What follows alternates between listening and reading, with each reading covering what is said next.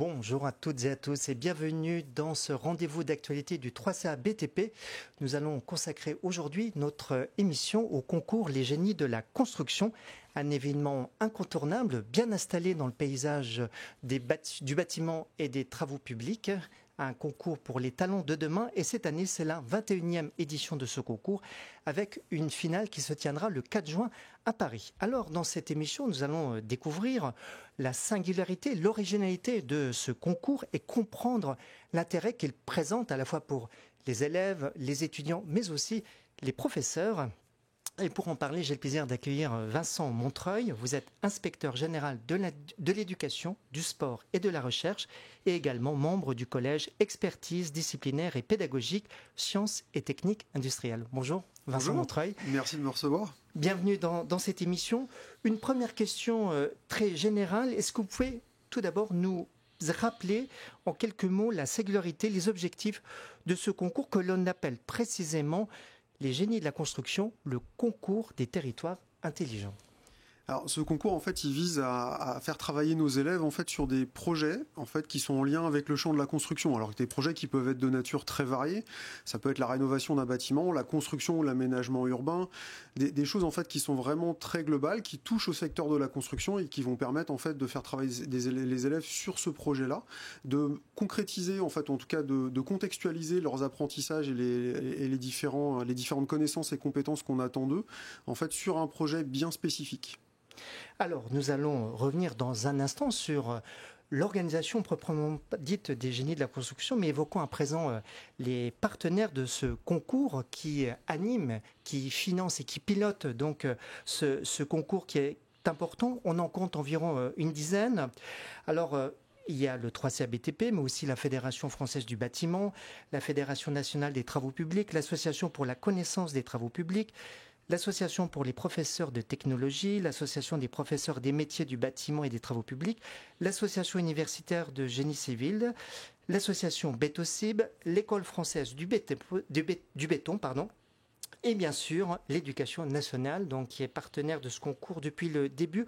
En quoi cet engagement de l'Éducation nationale à ce concours est important ?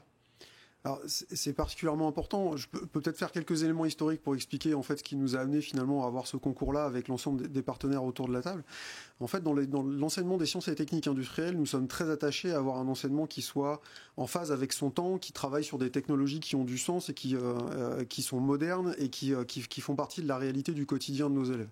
Donc en fait, cette relation avec les partenaires professionnels de l'éducation nationale est quelque chose de très installé en fait depuis très longtemps dans le champ des sciences et techniques industrielles. Et si je remonte, on va dire, à la genèse du concours, l'un de mes prédécesseurs en fait avait travaillé avec les partenaires professionnels pour justement développer des ressources pédagogiques à destination de nos enseignants pour les aider à contextualiser leur enseignement dans le champ de la construction, et avait du coup réussi à produire un CD avec un certain nombre de ressources, et la question de la diffusion du CD une fois qu'il est établi se posait. Et est arrivé dans la réflexion collective cette idée justement de créer un concours qui allait permettre de mettre en avant et de diffuser ces différentes ressources. Et finalement, on a maintenant d'autres techniques de diffusion des ressources pédagogiques, mais le collectif qui a été créé à cette occasion-là en fait a perduré parce que c'est un objet qui va nous permettre justement de travailler les différents objectifs des partenaires et ceux de l'éducation nationale. Juste pour illustrer ça, donc quand on travaille sur un projet en fait avec les élèves, ce qui nous intéresse nous dans le champ de l'éducation nationale, c'est que les élèves développent les connaissances, les acquis et les compétences en fait qu'on attend d'eux dans le cadre de leur formation. Mais on va attendre aussi qu'ils développent tout un tas de compétences psychosociales qui sont particulièrement saillantes en fait dans l'exercice de la citoyenneté et dans l'exercice des futures compétences professionnelles. Une capacité à collaborer, une capacité à communiquer, une capacité aussi à confronter ses idées à celles des autres, à accepter que parfois l'arbitrage n'est pas en notre faveur, mais à argumenter pour justifier les choix qu'on souhaite faire. Tout ça, ce sont des compétences extrêmement importantes en fait dans un monde qui est en pleine mutation et qui demande effectivement d'avoir de l'intelligence collective. Donc ça, pour nous, c'est quelque chose qui est très saillant, et la pédagogie de projet que propose ce concours-là le permet. Et bien évidemment, un autre élément qui est pour nous particulièrement important et qui rejoint aussi l'investissement des différents partenaires, c'est la capacité des étudiants en fait et des élèves à appréhender le secteur de la construction, c'est-à-dire à le comprendre, à avoir vécu finalement une expérience qui est un outil pédagogique, mais une expérience qui permet de mieux appréhender ce secteur-là et du coup de faire en fait des choix d'orientation qui soient réfléchis et pensés et du coup de trouver de la motivation dans un secteur qui a besoin de talents et qui a besoin de jeunes générations qui apportent aussi de l'innovation dans ce secteur-là. Oui, c'est l'appréhender et le découvrir pour certains. Tout à fait. Parlons concrètement de cette organisation de ce concours. Qui peut participer déjà ?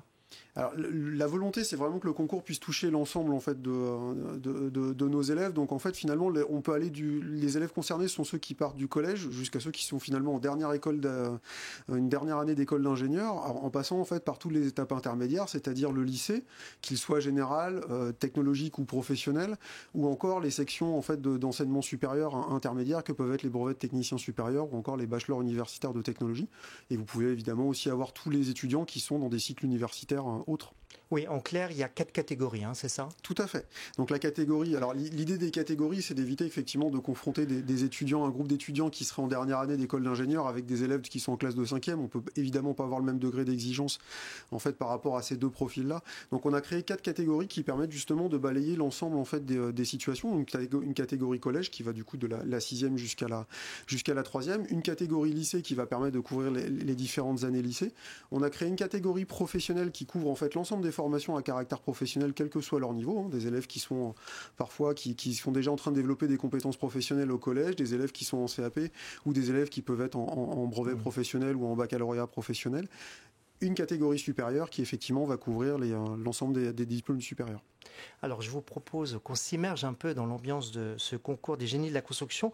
On va découvrir un extrait du reportage de la précédente finale qui s'est déroulée à Paris, avec le témoignage de participants. Nous écoutons.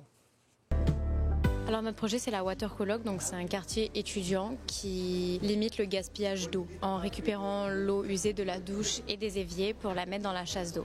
Voici ce qu'on a créé, un arbre solaire pour nous aider à récolter de l'électricité et de l'eau. Tous les élèves qui ont participé ont une ambition bien plus grande en fait à la sortie de ce type de projet. On leur a dit, nous gagner ou perdre, on s'en moque éperdument. L'important c'est vraiment notre participation. Quels que soient les résultats, de toute façon ils ont gagné.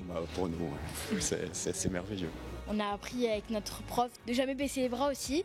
Et puis on a réussi à faire des choses qu'on pensait jamais réussir et jamais aller à Paris. On s'est éclaté clairement, c'était super. Alors il est important de préciser que ce concours se divise en 2 temps, avec une première phase de sélection des projets avant la finale qu'on vient de voir à l'instant. Est-ce que vous pouvez nous en dire un peu plus sur cette étape de sélection ?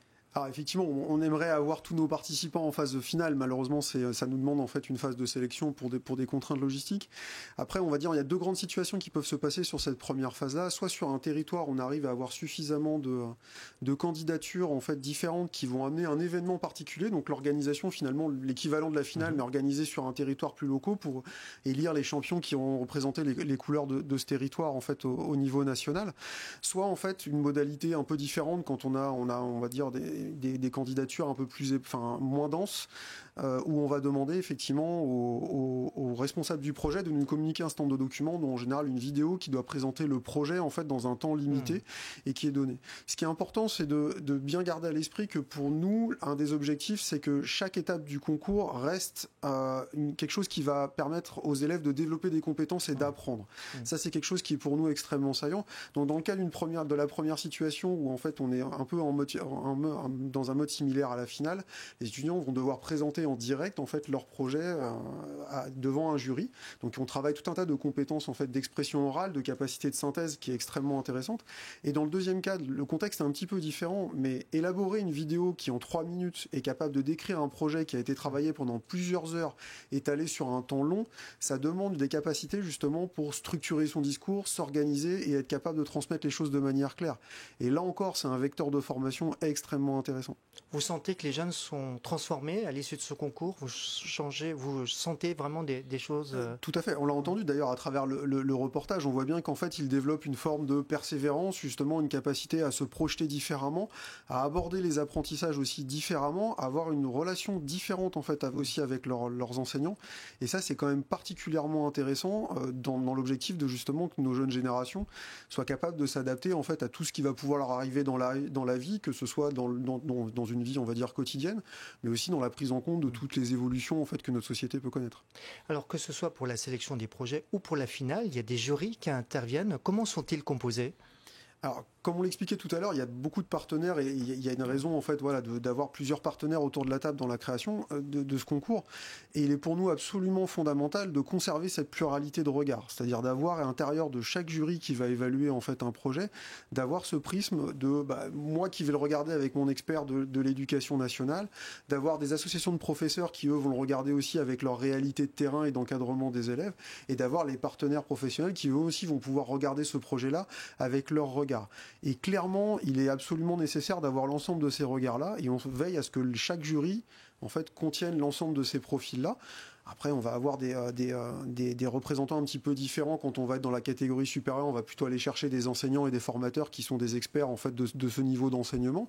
Mais on garde de toute façon cette pluralité de regard dans l'objectif justement de pouvoir à vérifier qu'on a bien des projets qui ont du sens dans le champ de l'apprentissage pour l'éducation nationale, mais aussi dans le champ de la valorisation et de la compréhension du secteur de la construction pour nos partenaires.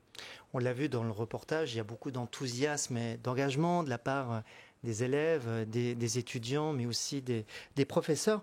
Il en ressort vraiment beaucoup de retours positifs de ce concours, en fait. C'est très très très positif, comme on l'évoquait. Je le disais tout de suite un peu avant, la notion de persévérance est quelque chose d'extrêmement important. Et ce que je trouve, moi, extrêmement positif là-dedans, c'est un petit peu le changement de posture que ça induit. C'est-à-dire que l'enseignant n'est plus le transmetteur vertical de savoir, qui est un peu la représentation qu'on a traditionnellement, on va dire, dans la représentation de l'école, et prend une position un peu plus horizontale, où l'idée, c'est de mettre à portée en fait le projet des élèves, mais qu'à la fin ce soit bien eux qui réfléchissent à ce projet, qui proposent des solutions et qui fassent des choix. Ils accompagnent. Tout à fait. Et ces choix qui peuvent ne pas être ceux du professeur. Et ça, c'est pour moi quelque chose d'extrêmement saillant. Dans ma carrière, j'ai été enseignant. La chose que je préférais dans ce métier-là, c'est me faire surprendre par mes élèves.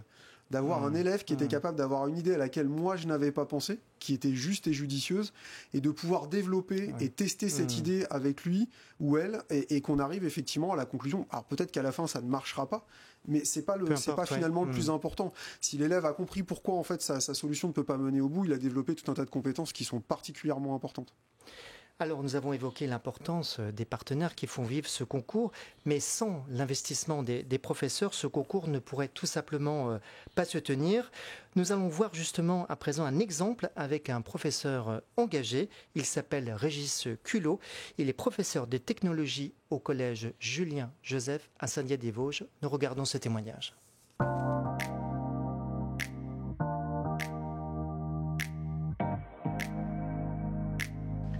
Allez, vous allez dans le fond et puis on va voir un tout petit peu l'explication des différentes maquettes. L'établissement s'est investi dans le concours depuis 8 années avec une petite arrêt l'année dernière.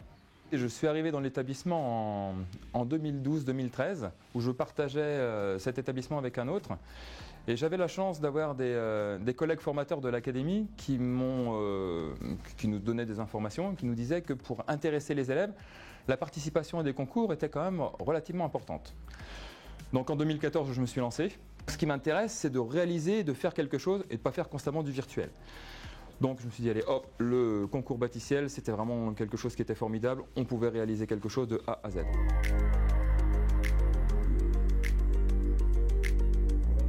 Ça parle pas que de la technologie, ça parle de un peu toutes les matières. Et du coup, c'est intéressant parce qu'on apprend des choses. Moi, ce qui m'a intéressé, qui m'a donné motivation à faire ce projet, c'est tout ce qui était partie électronique, informatique. Oui, on a parlé beaucoup de choses hors de cette matière. On a appris aussi beaucoup de choses. Et faire les plans, faire la modélisation, ça m'a beaucoup plu.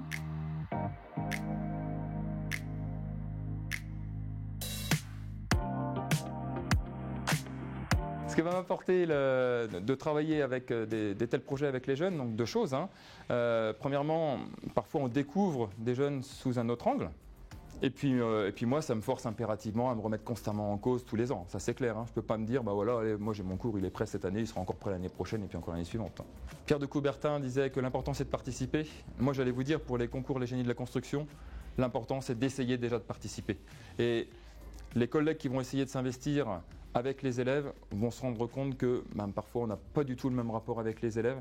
Et quand je vois rentrer des élèves qui sont plus souriants en se disant c'est bon, on va essayer de faire quelque chose, on va essayer de réaliser. Moi j'estime que quand on part d'un bout de papier et puis que l'on arrive à faire quelque chose, c'est formidable. Alors on vient de voir dans ce reportage qui a été tourné en 2022, j'aime bien la phrase du professeur, c'est l'intérêt d'essayer de participer.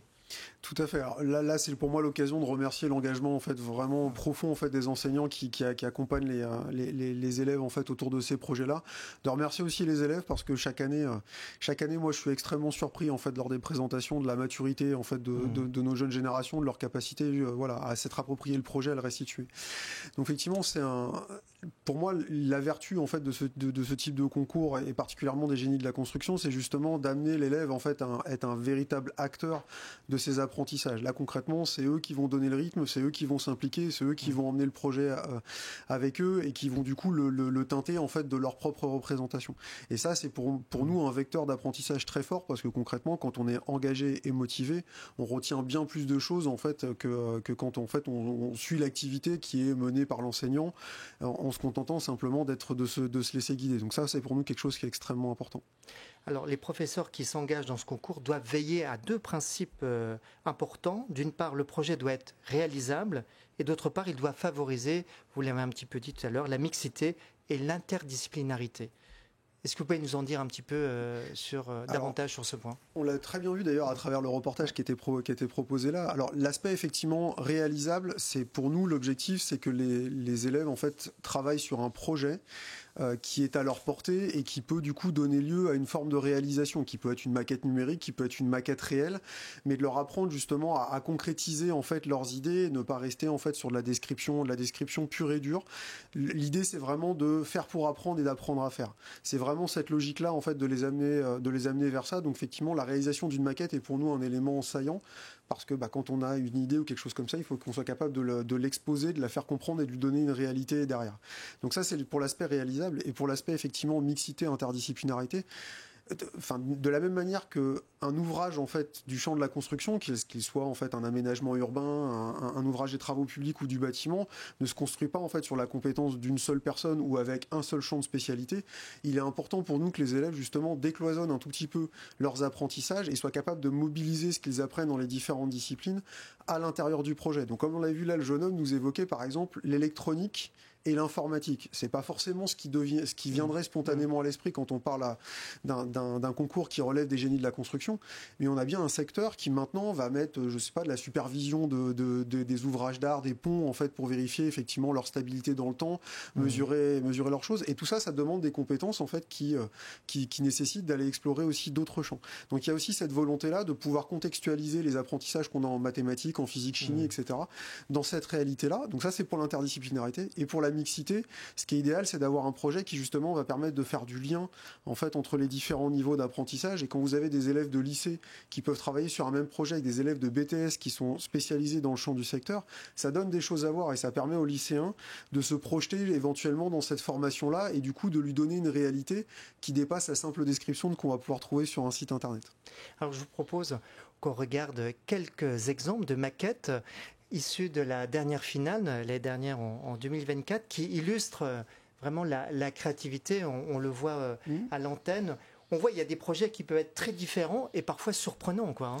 Et ça rejoint ce que je vous disais tout à l'heure. Moi, c'est ce que je trouve le plus intéressant en fait dans cette finale-là. Donc, au-delà de la présentation que les candidats vont faire effectivement devant les membres de jury, on leur demande d'exposer leur maquette et de montrer un certain nombre de choses.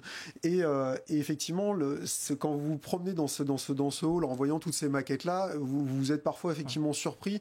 Et moi, j'ai l'œil attiré un petit peu partout et ça va m'amener en fait à poser et à interagir avec les élèves qui vont être capables de me restituer ça. Donc, je pense à celle-là typiquement où j'avais pu moi évaluer, où en fait les élèves avaient travaillé à partir de différentes matières de champignons pour essayer de développer des briques susceptibles d'aider à construire des bâtiments tout en prenant en compte en fait les performances thermiques.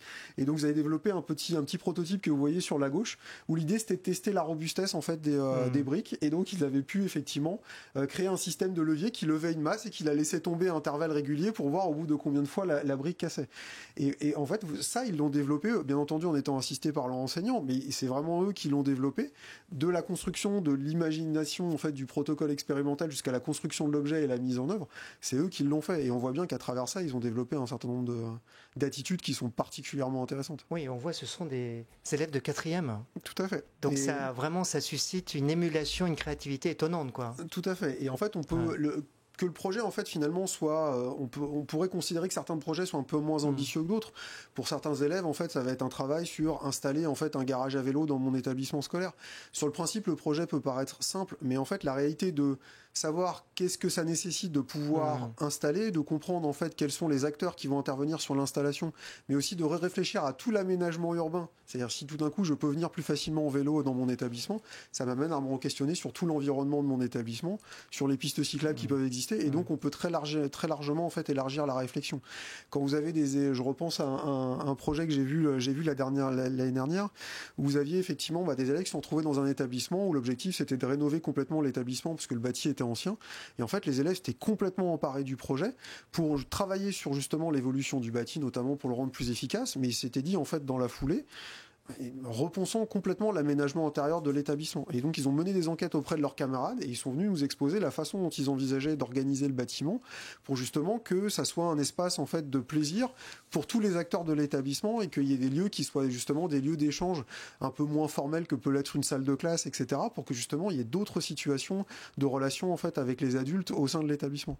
Et vous avez des élèves de collège ou de lycée qui sont capables de vous porter ces éléments de réflexion, c'est particulièrement saillant. Oui, et puis des fois ça va au-delà du projet. Il y a des groupes d'élèves qui veulent justement une concrétisation de leur idée, qui vont voir le maire, les collectivités locales. Donc il y a aussi cette dynamique-là. C'est ça. Après des professionnels qui vont venir leur expliquer, en fait, leur apporter leur expertise sur leur projet, ce qui est l'occasion de découvrir les métiers. Et effectivement, pour nous, ça c'est important que le projet soit quelque chose qui soit justement ouvert. La réalité de notre vie, en fait, fait qu'on a de multiples interacteurs en fait avec nous, et donc il faut absolument que nos élèves en fait s'ouvrent à ça, et ça c'est très très important pour nous. Donc la 21e édition de ce concours est en cours. La finale, je l'ai dit tout à l'heure, se déroulera le 4 juin à Paris. Cela fait donc plus de 20 ans que ce concours existe. Il a grandi et s'est bonifié au fil des années. Que pouvez-vous nous dire sur son évolution depuis ses débuts ? Alors au début, il s'appelait Bâticiel, donc effectivement, il était centré sur notamment le niveau collège et le niveau lycée, avec l'idée justement d'apporter des briques, en fait, notamment sur l'orientation des jeunes générations. Et au fur et à mesure, effectivement, qu'on a avancé, on a souhaité que le concours couvre finalement l'ensemble du spectre, en partant du collège pour aller jusqu'à l'enseignement supérieur, de façon en fait à montrer l'ensemble des métiers, l'ensemble des réalisations, et à valoriser en fait l'ensemble des formations qui sont derrière. Et effectivement, depuis la session 2018, on a ouvert le champ avec cette thématique des territoires intelligents. On parle aussi de territoires durables et connectés. L'idée, c'est vraiment pour nous que ce concours soit en phase avec la réalité du champ de la construction, qui contribue en fait aussi bien à l'aménagement urbain pour que justement l'activité humaine soit décarbonée, tout en essayant à l'intérieur du champ de la construction de décarboner ses propres actions, de choisir des matériaux biosourcés, d'inscrire en fait le secteur de la construction dans le champ du développement durable. Et après, toute cette notion de territoire connecté et intelligent qui se développe de plus en plus, où on voit un certain nombre de choses apparaître. Et en fait, si on n'intègre pas ces problématiques-là dans le champ de la construction, on n'arrivera pas à atteindre ces territoires-là. Et donc, effectivement, on a souhaité inscrire le concours dans cette réalité. Pour terminer, on va un petit peu se projeter. Comment ce concours pourrait évoluer, se renforcer au sein des établissements ou s'intégrer dans les programmes scolaires, Quelles pourraient être les évolutions possibles ? Alors, comme je l'évoquais, en fait, les compétences psychosociales sont quelque chose qui sont de plus en plus importants. En fait, elles sont portées à un niveau international et la France s'en empare avec le souhait de le développer. Comme je vous expliquais, pour moi, ce type de concours-là est justement un excellent vecteur pour les développer. Donc, moi, j'espère qu'effectivement, ce type de concours-là trouvera davantage de place au sein des établissements scolaires. Et gageons que la volonté de développer les compétences psychosociales incite justement à aller vers ça. Ça, c'est une première chose. La notion d'interdisciplinarité de développement de ce qu'on appelle les STEAM, sciences, technologies, ingénierie et mathématiques. Cette approche justement par projet qui vise un peu à décloisonner les apprentissages et à faire en sorte qu'on mobilise l'ensemble de ces connaissances, de ces compétences sur une problématique donnée, c'est quelque chose aussi qui est un vecteur extrêmement intéressant d'apprentissage. Donc ça, voilà, pour moi, c'est quelque chose qui est intéressant. Et si on va dire, on tente quelque chose peut-être d'un peu plus ouvert. moi, une des questions qui m'occupe aussi beaucoup dans mon métier, c'est celle de l'intelligence artificielle, qui questionne un certain nombre de choses en fait dans le champ de l'éducation, mais qui questionne aussi tous les professionnels dans l'exécution de leurs gestes professionnels. Et peut-être qu'effectivement, d'ici quelques années, on verra des projets qui pourront être réalisés, ou en tout cas assistés dans leur résolution par une intelligence artificielle, qui permettra aux élèves justement de voir comment on peut mobiliser une intelligence artificielle de manière efficace sur ce type de projet-là. Très bien, écoutez, on a hâte de voir les maquettes de la 21e édition du concours Génie de la construction. Le 3CA BTP, bien évidemment, suivra ce concours, suivra cette finale. Merci beaucoup Vincent Montreuil d'avoir accepté notre invitation. Merci beaucoup de votre attention et je vous dis à très bientôt pour un prochain rendez-vous du 3CA BTP. Merci.